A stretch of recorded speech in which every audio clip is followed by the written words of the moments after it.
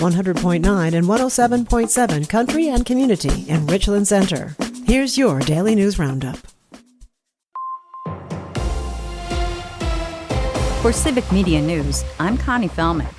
First, it was lettuce tied to Taco Bell. Now, jalapenos linked to Chipotle and Qdoba are the source of another outbreak of foodborne illnesses. Federal health officials are investigating a salmonella outbreak that has sickened people across 27 states, including Wisconsin. The Centers for Disease Control and Prevention said this week Minnesota and Colorado account for the vast majority of cases, with 110 each. So far, fewer than a dozen people in Wisconsin have gotten sick with salmonella linked to the outbreak. The CDC says 36 people have been hospitalized across the country, but no one has died. FBI Director Kash Patel was recently in Wisconsin talking law enforcement and cybersecurity. Civic Media's James Kelly has the story.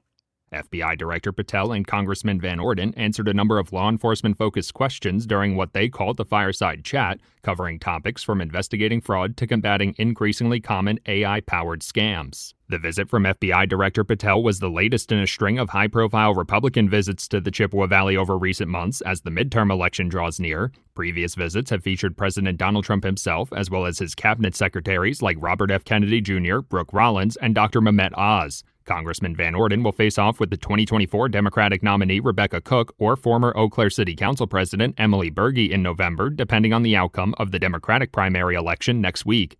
For Civic Media News, I'm James Kelly. That primary takes place Tuesday, August 11th. If you're heading out to Packers Family Night or hitting the first weekend of the state fair, forecasters say you're in luck weather-wise for the most part. National Weather Service forecasters in Green Bay say it'll be sunny and warm at Lambeau for most of the day, but there is a 30% chance of showers and thunderstorms before 11 p.m. Down in West Allis, it looks like a cream puff of a forecast. Forecasters say storm chances do move in Saturday night. Wisconsin is gearing up for what could be one of the busiest summer travel weekends of the year. With the state fair in full swing alongside local festivals and sporting events, motorists should anticipate heavier than normal congestion on highways surrounding Milwaukee and other vacation hotspots. State transportation officials are urging drivers to account for extra travel time, reduce speed in work zones, and monitor road conditions prior to departing. Local tourism operators are also forecasting a significant surge in activity throughout the state this weekend. Turns out Wisconsin is such a nice place to visit, many who travel north to our state decide to stay, especially those leaving the Windy City for the Brew City. A new U-Haul report suggests Milwaukee is still drawing people from Chicago. The company says Milwaukee was the top destination for Chicago movers in the Gen X and Millennial groups, while Wisconsin was the #1 state for Chicago boomers, too. At the same time, people leaving Milwaukee were more likely to move to places like Texas or Florida. U-Haul says the data comes from one-way rental patterns over the past year.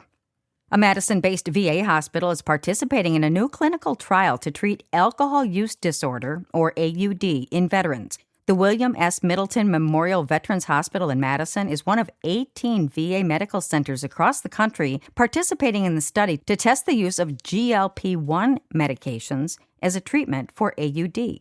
The study, known as the Cessation of Reduction of Alcohol Consumption in Veterans Trial, will enroll more than 600 veterans at VA medical centers nationwide. Researchers will track participants between the ages of 18 and 80 to study changes in drinking, health, and quality of life while they receive weekly injections of either GLP-1, semaglutide, or a placebo over a 24-week period. The goal is to expand the tools available to help veterans take control of their health and recovery.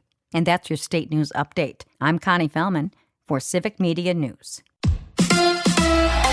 The Brewers homestand continues. Hi, I'm Mike Clemens with sports, where the Brewers open up a home weekend series against the Twins. Yesterday, the Brewers beat the Pirates 5-2 in front of 38,000 fans. Dustin May picked up in that trade with the Cardinals, allowed only 2 runs on just 3 hits over 6 complete innings to earn the win. It was definitely exciting. Definitely had a little rust to knock off. It's been 8 or 9 days since my last one. So, it was good to get out there and compete and the guys played great behind me, and we scored some runs, so it was a great team win. NFL former Badger Jonathan Taylor signed a 2-year extension with the Colts worth $44 million, making him the second highest paid running back in the league behind the Lions' Jahmyr Gibbs. Tonight in Green Bay, it's family night at Lambeau Field. Will there be any live tackling? I think for the young guys, it'll be one period.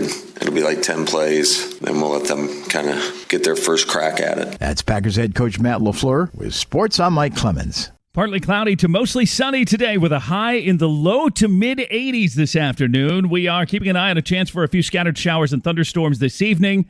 Our overnight low upper 50s, low 60s. And then on Saturday, sunshine with a high in the low 80s. I'm meteorologist Sean Cable.